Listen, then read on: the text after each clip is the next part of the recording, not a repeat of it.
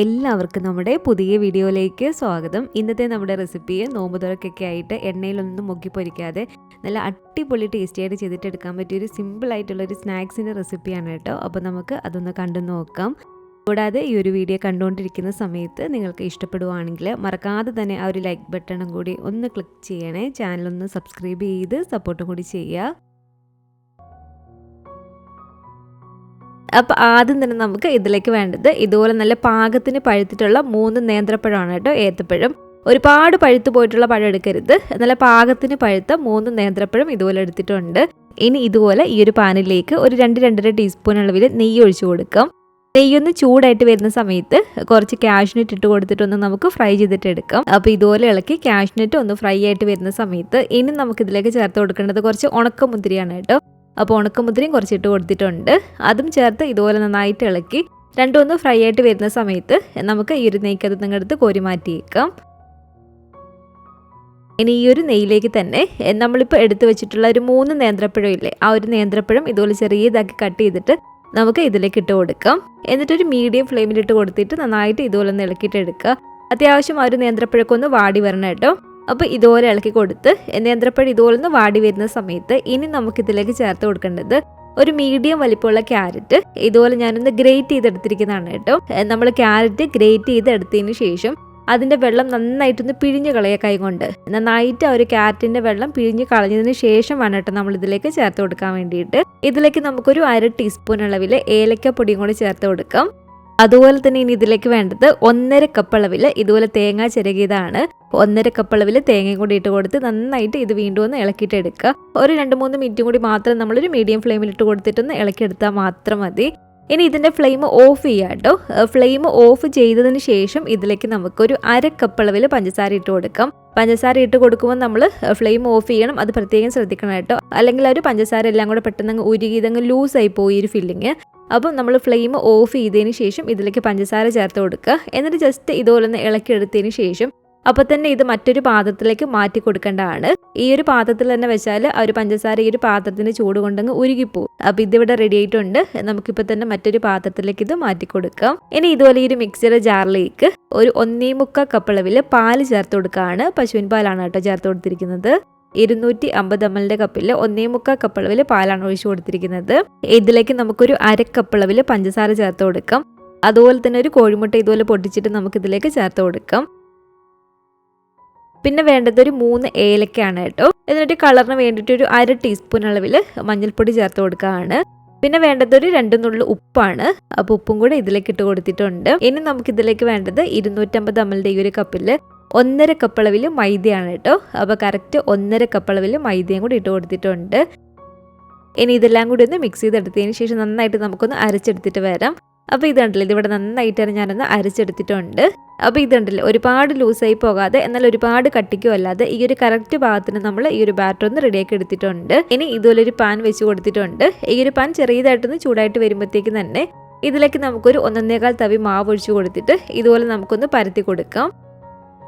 ഒരുപാട് ചൂടുണ്ടെങ്കിൽ നമുക്കിതുപോലെ ഈസി ആയിട്ട് ഇത് പരത്തിയെടുക്കാൻ പറ്റത്തില്ല, അതിലങ്ങ് ഒട്ടിപ്പിടിക്കും. ആ ഒരു ചെറിയ ചൂടുള്ള സമയത്ത് ഇതുപോലെ നമ്മളൊരു 1.25 തവി മാവ് ഒഴിച്ചു കൊടുത്തിട്ടൊന്ന് പരത്തിയിട്ട് എടുക്കുക. ഇനി നമ്മൾ തീ നന്നായിട്ട് കുറച്ച് വെച്ച് കൊടുക്കണം കേട്ടോ. ലോ ഫ്ലെയിമിൽ തന്നെ വെച്ച് കൊടുക്കണം. തീയൊന്നും കൂട്ടുകയോ ചെയ്യരുത്.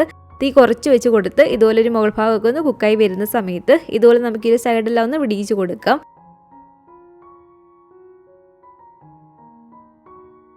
ഇതുപോലെ ഒന്ന് വിടിയിച്ച് കൊടുത്തതിന് ശേഷം നമുക്കിതൊന്ന് മറിച്ചിട്ട് കൊടുക്കാം. മറിച്ചിട്ട് ഒരു 5-10 സെക്കൻഡ് മാത്രം വെച്ചാൽ മതി.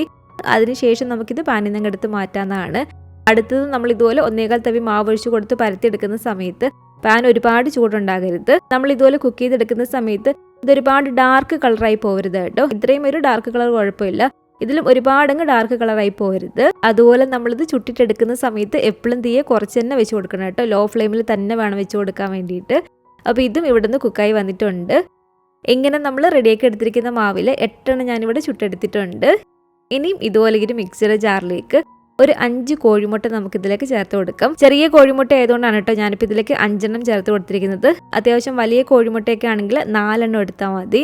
ഇതിലേക്ക് ഒരു 1/4 ടീസ്പൂൺ അളവിൽ ഏലക്കാപ്പൊടി അതുപോലെ തന്നെ ഒരു നുള്ളു ഉപ്പും കൂടി ചേർത്ത് കൊടുക്കാം. പിന്നെ വേണ്ടത് ഒരു 3-3.5 ടേബിൾ സ്പൂൺ അളവിൽ പഞ്ചസാരയാണ്. 1/4 കപ്പ് അളവിൽ പാലും കൂടി ചേർത്ത് കൊടുത്തിട്ട് നന്നായിട്ട് നമുക്കിതൊന്ന് അടിച്ചെടുത്തിട്ട് വരാം. അപ്പോൾ ഇതുണ്ടല്ലോ, ഇതുപോലെ നന്നായിട്ട് ഞാനൊന്ന് അടിച്ചെടുത്തിട്ടുണ്ട്. ഇത് നമുക്ക് മറ്റൊരു പാത്രത്തിലേക്ക് ഇതുപോലെ മാറ്റി കൊടുക്കാം.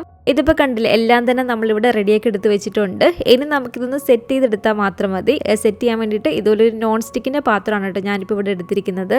അതുപോലെ തന്നെ നമ്മളൊരു കാര്യം ശ്രദ്ധിക്കേണ്ടത്, നമ്മളൊരു ദോശ ചുട്ടിട്ടെടുക്കുന്ന സമയത്ത് നമ്മൾ ഏത് പാത്രത്തിലാണത് സെറ്റ് ചെയ്യുന്നത് ആ ഒരു പാത്രത്തിൻ്റെ വലുപ്പത്തിനനുസരിച്ച് വേണം കേട്ടോ ആ ഒരു ദോശ നമ്മൾ ചുട്ടിട്ടെടുക്കാൻ വേണ്ടിയിട്ട്. അതിലും ചെറുതായി പോവുകയും ചെയ്യരുത്. കുറച്ച് വലുതായാലും കുഴപ്പമില്ല, എന്നാൽ തീരെ ചെറുതായി പോകരുത്. ഈ ഒരു പാത്രത്തിൽ കുറച്ച് നെയ്യ് ഒഴിച്ചു കൊടുത്തിട്ട് ആ ഒരു പാത്രത്തിൻ്റെ എല്ലാ സൈഡിലും ആ ഒരു നെയ്യ് നമുക്കൊന്ന് സ്പ്രെഡ് ചെയ്ത് കൊടുക്കാം. അപ്പോൾ ആ ഒരു നെയ്യ് ഞാൻ ഇതുപോലെ ഒന്ന് സ്പ്രെഡ് ചെയ്ത് കൊടുത്തിട്ടുണ്ട്. ഇനി നമ്മളിപ്പോൾ അടിച്ചെടുത്ത് വെച്ചിരിക്കുന്ന ആ ഒരു മുട്ടയുടെയും പാലിൻ്റെയൊക്കെ ഒരു മിക്സില്ലേ, അത് ഇതുപോലെ കുറച്ച് ഇതിലേക്ക് ഒഴിച്ചു കൊടുക്കുക. എന്നിട്ട് ഈ ഒരു പാത്രത്തിൻ്റെ എല്ലാ സൈഡിലും ആകുന്ന രീതിയിൽ നമ്മൾ ഇതുപോലെ ചുറ്റിച്ചു കൊടുക്കാം. അതിനുശേഷം നമ്മളിപ്പോൾ റെഡിയാക്കി വെച്ചിട്ടുള്ള ഒരു ദോശ എടുത്തിട്ട് ഇതിലേക്ക് വെച്ച് കൊടുക്കാം. ഇതിൻ്റെ മുകളിലേക്കും ആ ഒരു പാലിൻ്റെയും മുട്ടയുടെ ഒരു മിക്സ് ഇതുപോലെ കുറച്ചൊന്ന് ഒഴിച്ചു കൊടുക്കുക. അതിൻ്റെയും എല്ലാ ഭാഗത്തും എത്തുന്ന രീതിയിൽ ഇതുപോലെ നമ്മളൊന്ന് സ്പ്രെഡ് ചെയ്ത് കൊടുക്കണം കേട്ടോ ആ ഒരു മിക്സ്. ഇനി ഇതിൻ്റെ മുകളിലേക്ക് നമുക്ക് ആ ഒരു ഫില്ലിംഗ് ഒന്ന് വെച്ച് കൊടുക്കാം. സൈഡിൽ നിന്നെല്ലാം ഇതുപോലെ ഗ്യാപ്പ് ഇട്ടിട്ട് ആ ഒരു സെൻറ്റർ ഭാഗത്തായിട്ട് വേണം കേട്ടോ നമ്മൾ ഇതുപോലെ വെച്ച് കൊടുക്കാൻ വേണ്ടിയിട്ട്. ഫില്ലിങ് വെച്ച് കൊടുക്കുമ്പോൾ നമ്മളിത് 8 ലെയറായിട്ടാണ് ചെയ്തിട്ടെടുക്കുന്നത്. അതിനനുസരിച്ച് വേണം കേട്ടോ നമ്മൾ ഓരോന്നിൽ ഫില്ലിങ് വെച്ച് കൊടുക്കാൻ വേണ്ടിയിട്ട്. വീണ്ടും ഈ ഒരു ദോശ ഇതിൻ്റെ മുകളിലേക്ക് വെച്ച് കൊടുക്കാം. അതിൻ്റെ മുകളിലേക്കും നമ്മുടെ ഒരു പാലിൻ്റെ മുട്ടയുടെ ഒരു മിക്സ് ഇതുപോലെ ഒന്ന് ഒഴിച്ചു കൊടുക്കുക. എല്ലാ ഭാഗത്തും ആകുന്ന രീതിയിൽ ഇതുപോലെ ഒന്ന് സ്പ്രെഡ് ചെയ്ത് കൊടുക്കുക. അതിനുശേഷം ആ ഒരു ഫില്ലിങ് നമുക്ക് ആ ഒരു സൈഡിൽ നിന്നെല്ലാം ഗ്യാപ്പ് ഇട്ടിട്ട് ഈ ഒരു സെൻറ്റർ ഭാഗത്തായിട്ട് ഇതുപോലെ ഒന്ന് ഇട്ട് കൊടുക്കാം. നമ്മൾ നേരത്തെ ഫ്രൈ ചെയ്ത് വെച്ചിരിക്കുന്ന ഒരു ഉണക്കമുന്തിരിയും കാഷ്നട്ടും ഇല്ലേ, ആ ഒരു കാഷ്നട്ടും ഉണക്കമുന്തിരിയും ഇതിലേക്ക് ഇട്ട് കൊടുക്കുക കേട്ടോ. ആദ്യത്തെ ലെയറിൽ ഇട്ട് കൊടുക്കേണ്ടതാണ്. ഇനി ഇതിൻ്റെ മുകളിലേക്ക് വീണ്ടും ഈ ഒരു ദോശ വെച്ച് കൊടുക്കുക. എന്നിട്ട് ഇതുപോലെ ഒരു പാലിൻ്റെ മുട്ടയുടെ ഒരു മിക്സ് ഇതുപോലെ ഒന്ന് ഒഴിച്ചു കൊടുക്കുക. എന്നിട്ട് അതിൻ്റെ എല്ലാ ഭാഗത്തും സ്പ്രെഡ് ചെയ്തതിന് ശേഷം ഇതുപോലെ തന്നെ നമ്മളൊരു ഫില്ലിങ്ങും ആ ഒരു കാഷ്നട്ടും ഉണക്കമുന്തിരി എല്ലാം വെച്ച് കൊടുക്കുക. ഈ ഒരു സെയിം രീതിയിൽ തന്നെ നമ്മുടെ ഒരു ഫില്ലിങ്ങും ആ ഒരു ദോശയും കഴിയുന്നിടം വരെ ഇതുപോലെ നമ്മൾ ഓരോന്നും അടുക്കി വെച്ച് കൊടുക്കുക.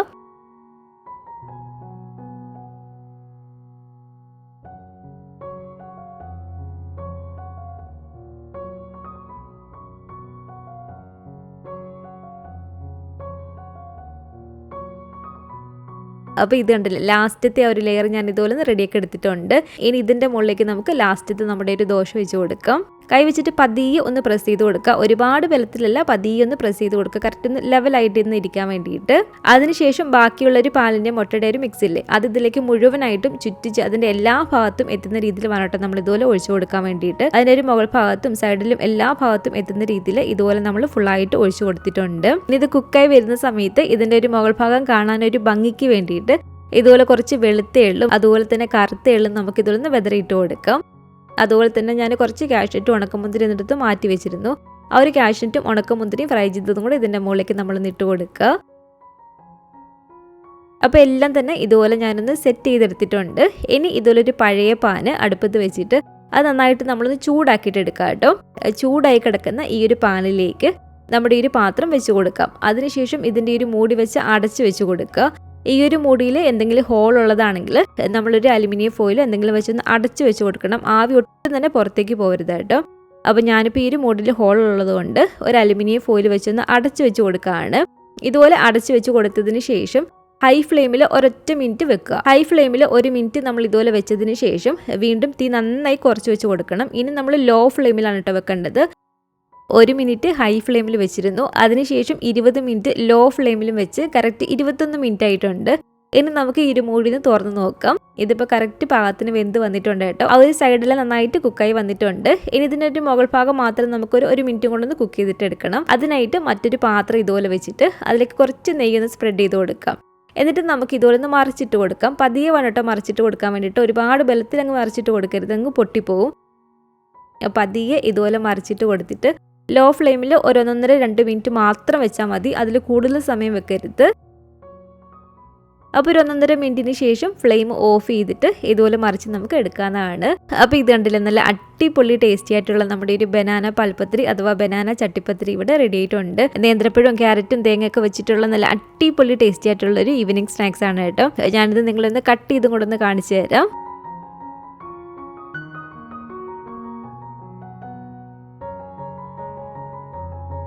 ഇത് കണ്ടില്ലേ, ഓരോ ലെയറും നല്ല അടിപൊളിയായിട്ട് തന്നെ നമുക്കിവിടെ കിട്ടിയിട്ടുണ്ട്.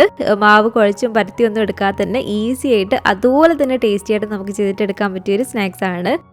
അപ്പോൾ ഇതുപോലെ നിങ്ങൾ ഉണ്ടാക്കി നോക്കിയിട്ടില്ലെങ്കിൽ തീർച്ചയായിട്ടും ഒന്ന് ട്രൈ ചെയ്ത് നോക്കുക കേട്ടോ. ഉണ്ടാക്കി നോക്കുകയാണെങ്കിൽ നിങ്ങളുടെ അഭിപ്രായങ്ങളൊക്കെ മറക്കാതെ തന്നെ നമ്മുടെ കമൻറ്റ് ബോക്സിൽ ഒന്ന് വന്ന് അറിയിക്കണേ. അതുപോലെ തന്നെ ഈ ഒരു വീഡിയോ ഇഷ്ടപ്പെട്ടെങ്കിൽ മറക്കാതെ തന്നെ ഒരു ലൈക്ക് ബട്ടണും കൂടെ ഒന്ന് ക്ലിക്ക് ചെയ്യുക. നിങ്ങളുടെ ഫാമിലി ഫ്രണ്ട്സും ഒക്കെ ആയിട്ട് നമ്മുടെ ഈ ഒരു വീഡിയോ ഒന്ന് ഷെയർ ചെയ്ത് കൊടുക്കുക. പുതിയതായിട്ട് ഈ ഒരു ചാനൽ ആരെങ്കിലും കാണുന്നുണ്ടെങ്കിലും ഇതുവരെയായിട്ടും ഈ ഒരു ചാനൽ സബ്സ്ക്രൈബ് ചെയ്തിട്ടില്ലെങ്കിലും താഴെ കാണുന്ന ആ ഒരു റെഡ് സബ്സ്ക്രൈബ് ബട്ടണും കൂടി ഒന്ന് പ്രസ് ചെയ്ത് സപ്പോർട്ട് ചെയ്യണേ. കൂട്ടത്തിൽ കാണുന്ന ബെൽ ഐക്കണും കൂടെ ഒന്ന് ക്ലിക്ക് ചെയ്ത് അതിൽ ഓൾ എന്നൊരു ഓപ്ഷൻ തന്നെ കൊടുക്കുകയാണെങ്കിൽ ഞാൻ പുതിയ റെസിപ്പികളൊക്കെ ഇടുന്ന സമയത്ത് നിങ്ങൾക്ക് അതിൻ്റെ നോട്ടിഫിക്കേഷൻ കിട്ടുന്നതായിരിക്കും. ഇൻഷാ അല്ലാഹ് വീണ്ടും നമുക്കിതുപോലെ നല്ലൊരു റെസിപ്പിയായിട്ട് കാണാം.